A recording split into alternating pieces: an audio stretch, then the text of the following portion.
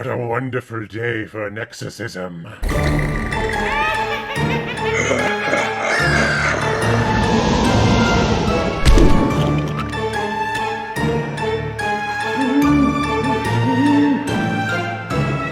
One of the scariest movies ever created, The Exorcist, released in 1973 and is directed by William Friedkin, who has also directed such films like The French Connection, To Live and Die in L.A., The Guardian, The Hunted, and Bug. And this film is starring Emily Biersten, Max von Sydow, Lee J. Cobb, Jack McGowan, Jason Miller, and Linda Blair. Which, how that kid has not been locked up in an insane asylum after being a part of this movie, I have no idea, but she's a right-headed, minded human being, so she came out of it unscathed, thank God. And today marks the 666th movie review that I have produced on this channel, and looking at the timeline and my schedule, I realized that this numbered review was going to happen in October, and it's the number of the devil, so I thought I had to talk about the scariest movie ever made about the devil, and that's The Exorcist. A movie that had one of the greatest marketing campaigns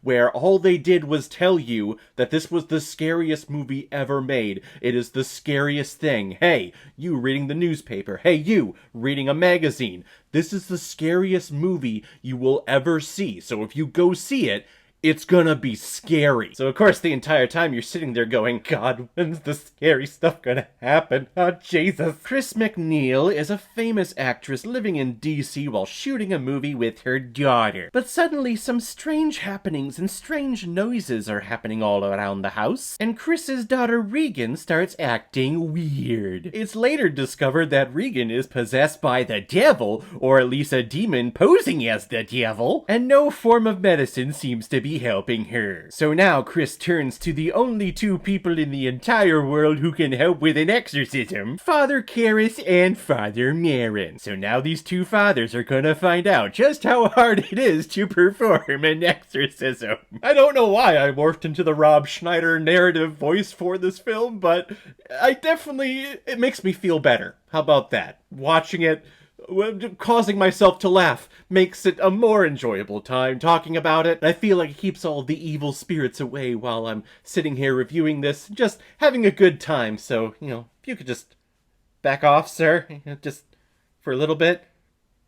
Okay. What hasn't been said about The Exorcist? There have been documentaries, there have been essays written about it, there have been film studies about how important this film is to the entire history of American cinema. So in terms of new realizations or discussing about how the film was made or new things discovered about the filmmaking process, I have none of that because it's all been said before. The best thing I can do here, and like I do with all my movie reviews, is simply just talk about my feelings while watching the movie and if I liked it or if I didn't. I do like this movie and I think it has a solid stake and a solid place in the history of cinema. A lot of people making movies today grew up with this movie and idolizing this movie and just being enthralled by the scariness of it. So, of course, that leads into great filmmaking of horror films today. And again, this movie had a brilliant marketing campaign. Everyone telling everyone, word of mouth, hearsay, that this was the scariest movie they have ever seen. And that's all that I heard when growing up thinking about this movie, my parents talking about when they saw this movie when they were kids. So when I sit down and watch it for the first time, which was years ago, of course I'm thinking that every single scene has something scary that's gonna happen. Oh, when the father is in Iraq and he's digging in that little cave and he reaches his hand in, of course I think something's gonna jump out and bite him or sting him or claw him to death. But a lot of times when I'm building up the anticipation and scariness in my brain, a lot of times something doesn't happen, which makes this movie a very exhausting experience. If your adrenaline and your anxiety is constantly going and constantly thinking that something is going to happen or something's going to jump out or something scary is going to happen, you're basically getting blue-balled the entire time and you're like, oh God, oh, no, it's happening, oh no, it's not, oh God, it's happening, oh no, oh god, it actually did happen, oh god! Now you have a small little glimpse into my bedroom life. And when we finally get to those scary parts, and finally when the prosthetics and the makeup are on Regan, and she's tied down to that bed, or she's floating, and she's turning her head around, and she's stabbing herself with the crucifix, there's just no words to describe just how freaky and scary that is. And even someone who doesn't believe in Christianity or doesn't believe in religion at all, I would think that you would still find this terrifying, with this film kind of showing, or at least portraying, proof that this thing of the devil and God existing, it's a little scary. It's like, oh yeah, that's actually happening. That's actually a possibility. And there's actually someone out there that when I die, my soul is going to be tormented for all of eternity. Because here it is. Here's proof. This is freaky as frickin' hell. The movie is a master at building up tension and suspense. It's more of a suspense thriller than a horror picture. And a lot of times it's a false little jump scare, but you are satisfied in the end with the terror that happens and what happens to these characters, what happens to Regan, how that whole conflict and how the whole possession thing resolves itself. Putting that aside, though, the performances that we get in here are very cheesy and very melodramatic and very over the top. Ellen Burstyn plays our lead character, our mother, who is trying to figure out what the hell is going on and no one's telling me anything. I would say she's the original Karen in movies, because even before things started happening with Regan and she was just trying to get a hold of her ex-husband for her ex-husband to wish her daughter a happy birthday, you know, she's yelling at the operator. And, you know, it's the operator. It's a call center. They have no control over anything. And there she is. There's this Karen just saying, like, do your fucking job! Just get him on the fucking phone! I have zero tolerance and zero patience for people that do that to people in a call center, so I didn't remember that from the first time I watched this, but then seeing that this time, I'm like, oh god, I'm totally not invested in you, and I don't care about you anymore. And if you think she's crazy even before all the Exorcist stuff starts happening, it's just dialed up to 10 with that. And of course you can understand it's her daughter, no one knows what the fuck is going on.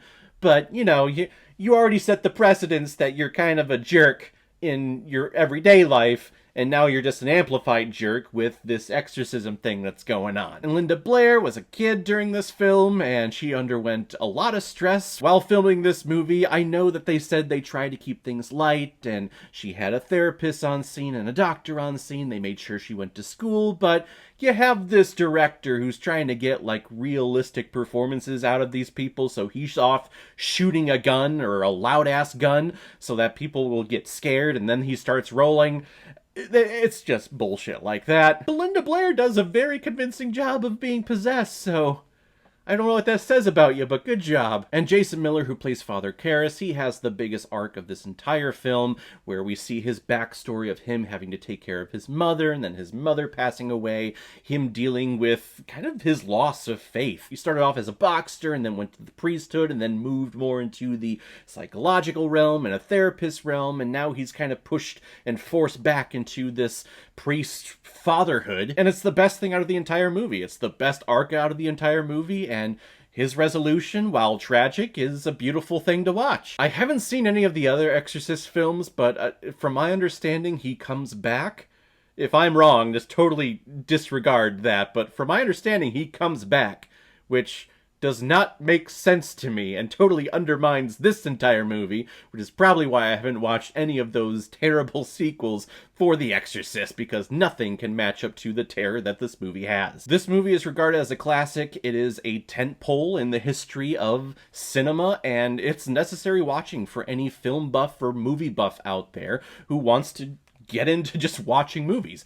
You need to watch this one. If you can get past the, terrible character of Chris McNeil, and also a lot of times the terrible ADR on their voices, it definitely sounds like they're in a recording studio re-recording all of their lines because they couldn't get it on the day. If you can get past all of that, this movie is an excellent masterpiece. But for me, though, in my viewing, I recognize that stuff, and this is my review, so suck it, damn it. I'm gonna give The Exorcist 4 out of 5 Blu-rays.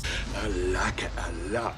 So guys, if you've seen The Exorcist, what did you think about it? Or if you've never seen it before and you stumbled across it because of this video, then comment below, let me know what you thought about it. And as always, if you like what you see here, if you like my take on movies, then hit the subscribe button and make sure you hit that bell. See you the next time I release my next movie review. So guys, I will see you next time on the channel, but in the meantime, be well, be good to each other, and go watch a movie. Take care, guys.